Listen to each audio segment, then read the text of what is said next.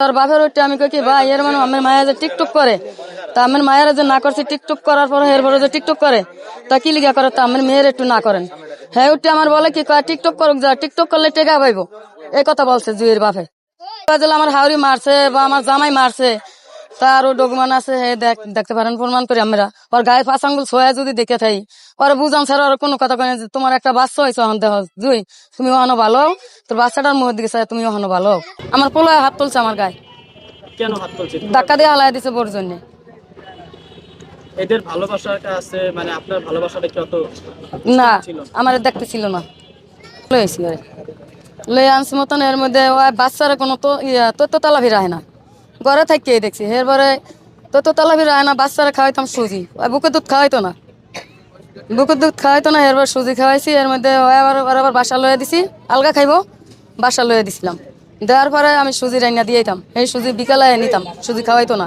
তো ওই নাতির 11টা 12টা বাজায় নিতাম, তাই জুই আমাকে বাসায় থাকতো, ওই বাসায় আর থাকতো না।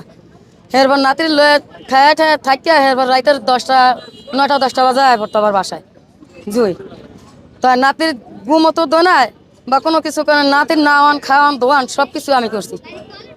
আর এর সারা যদি এর উপরে যদি কয়ে দিলে আমার হাওড়ি মারছে বা আমার জামাই মারছে তারও ডকুমেন্ট আছে, দেখতে পারেন প্রমাণ করি আমরা। ওর গায়ে 5 আঙ্গুল ছোঁয়া যদি দেখে থাই ওরা বুঝান ছাড়া ওর কোনো কথা কয় না যে তোমার একটা বাচ্চা হয়েছে অহন দেহ জুই, তুমি ওখানো ভালো, তোর বাচ্চাটার মুখের দিকে চাই তুমি ওখানো ভালো, তুমি আমার পোলার মুখের দিকে চাই। আমি বের করে দেয় না 5 আঙ্গুল ছোঁয়া না বা এক মন্দ কই না। আমার পোলার হাতের ওরা কার্য জঙ্কার করলে পোলা আর আমার মন্দ কইছে আমারে, তবে আমি সহ্য করে নিছি, মানিয়া নিছি আমি। আমি কোনো সময় হাত দিইনি ওর গায়ে। এমন হয়েছে যে আপনার ছেলে নাকি আপনার গায়ে হাত তুলছে ওর বউর জন্য? জি আমার পোলায় হাত তুলছে আমার গায়ে, কেন হাত তুলছে? ধাক্কা দিয়ে হালাই দিছে বোর জন্য। এদের ভালোবাসাটা আছে, মানে আপনার ভালোবাসাটা কি অত না ছিল? আমার দেখতে ছিল না, আমার তারপরে পোলাই চলে গেছে। তো চলে গেছে।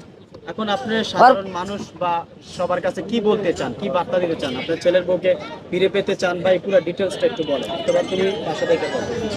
আমার ছেলের বউটা আমি পাইতে চাই, আর বাচ্চাটা নাতিটা, আর যা গেছে গেছে তো গেছেই। আমি ওর ইয়া করতে চাই না, অন্য আমার নাতি আর আমার ছেলের বউ চাই আমি। আচ্ছা, আপনার ছেলে অভিযোগ করেছে একাধিকবার আপনার ছেলের বউ অন্য ছেলের সাথে কথা বলতে বা ঘুরতে চলে যেত, এটা কি আপনি জানতেন কিনা? জি জানতাম। কি কি জানতেন, কি কি ঘটনা চোখে পড়েছিল একটু বলেন। আমার চোখে পড়ে না, আমার পোলায় দেখছে দেখাইছে। এরপর ওই যে মোবাইলে পাঠাইতো ইয়া করিয়া হেডিও আমার পোলায় দেয় যে মা এরম করে ওরা না করেন, তো ওই না করতে গেলেই আমি 70 হয়ে যাইতাম জুর, যে হাওড়ি মন্দ কয়, হাওড়ি ইয়া কয় ওই কয়।